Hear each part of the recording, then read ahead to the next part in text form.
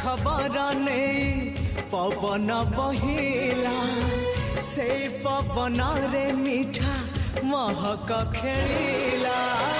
फेरी फेरी गला श्रावण